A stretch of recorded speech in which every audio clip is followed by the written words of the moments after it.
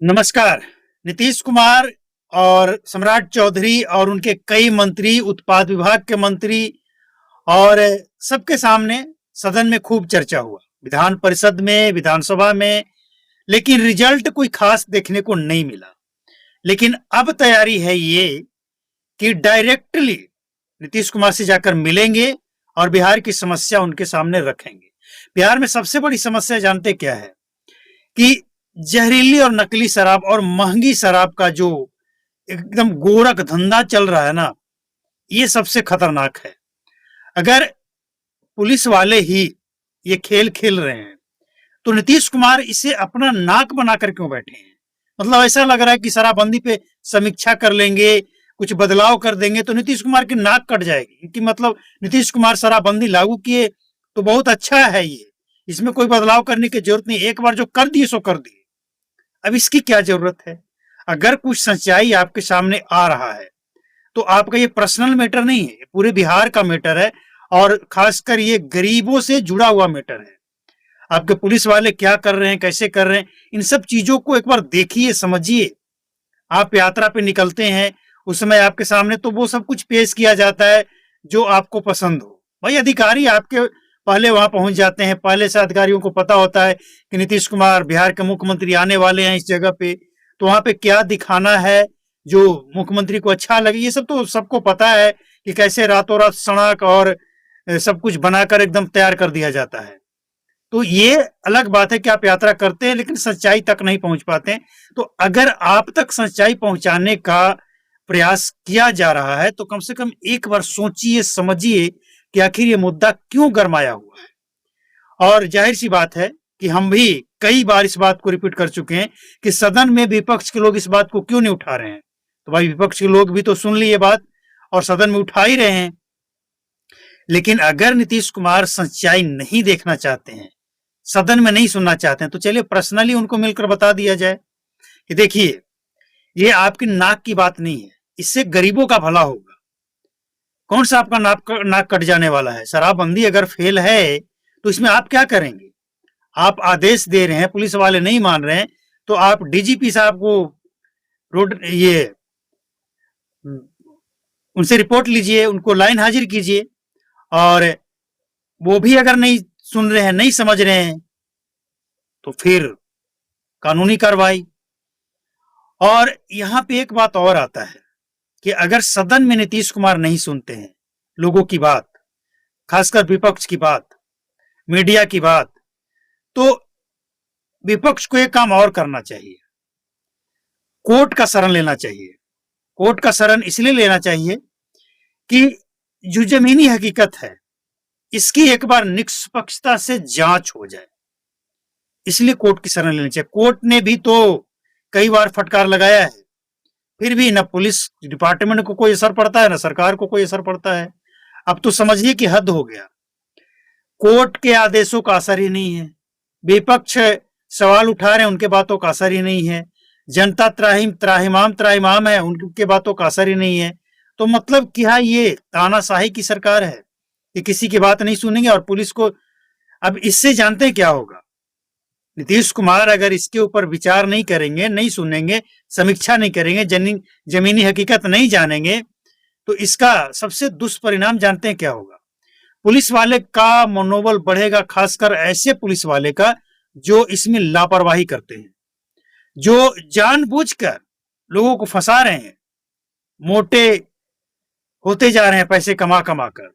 ऐसे पुलिस वाले का मनोबल बढ़ेगा कि जब नीतीश कुमार कुछ नहीं कर पा रहे हैं, कुछ नहीं कर रहे हैं, कोई आदेश नहीं है, तो इन लोगों का हंगामा करने से क्या होगा, मीडिया में चिल्लाने से क्या होगा? समझिए कि 30,000 करोड़ रहा है, इससे ज्यादा ही हो सकता है।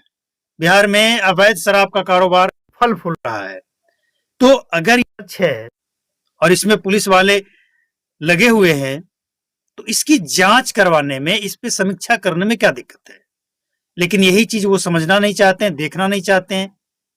ये तो कमाल है, आश्चर्यजनक है कि अगर वो सोशल मीडिया से नहीं जुड़े हैं, जहां वो जाते हैं उनको सच्चाई नहीं बताया जाता है, लेकिन जब विपक्ष के लोग आपको बता रहे हैं, आंकड़ों के साथ बता रहे हैं, जगहों का नाम लेकर बता रहे हैं कि मेरे इलाका में, फलाना इलाका में ये सब चल रहा है, तब तो कम से कम एक बार सुनना पड़ेगा, सुनना चाहिए। बाकी नीतीश कुमार 20-21 वर्षों से बिहार के मुख्यमंत्री हैं और केंद्रीय मंत्री भी रह चुके हैं। काफी सालों से राजनीति में सक्रिय हैं, बिहार के राजनीति को अच्छी तरह समझते हैं, बिहार के लोगों को भी अच्छी तरह समझते हैं और इसमें भी कोई दो राय नहीं है कि नीतीश कुमार वो जंगल राज जो बिहार में कहा जाता था, उससे नीतीश कुमार ही जंगल राज से बाहर निकालकर लोगों को लाए हैं। इसमें कोई दो राय नहीं है। नीतीश कुमार बिहार के लिए बहुत कुछ किए हैं, बहुत सारे इनके फैसले ऐसे हैं जो अच्छा है।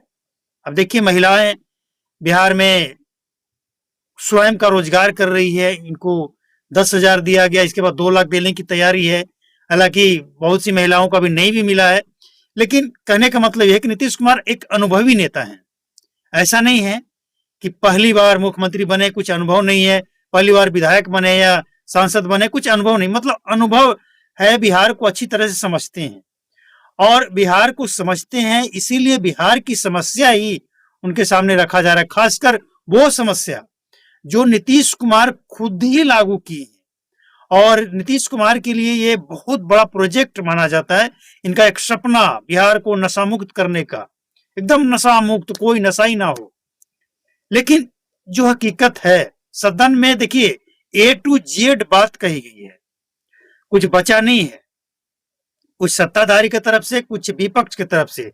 सूखा नशा, बच्चे हैं इसके चपेट में, इसके बाद ड्रग्स का कारोबार फैल रहा है, अवैध शराब, जहरीली, नकली, महंगी, और पुलिस वाले लगे हुए हैं, अधिकारी लगे हुए हैं, कुछ नेता लगे हुए हैं, मतलब तमाम बातें विधानसभा में, विधान परिषद में उठाई गई। और इसके बाद भी अगर नीतीश कुमार इस पे एक बार विचार करने की भी बात नहीं सोच रहे हैं, तो वाकई एक आश्चर्यजनक घटना है ये। और एक बात और इसमें ऐड करना चाहेंगे, बिहार में एक सवाल जब ये उठता है कि शराबबंदी के कारण बिहार में छोटे छोटे बच्चे, यहां तक कि कहा जा रहा है कि 5 साल से लेकर जो 20-22 साल के नीचे के लड़के हैं, ये लोग भी सूखा नशा करने लगे हैं शराबबंदी के बाद।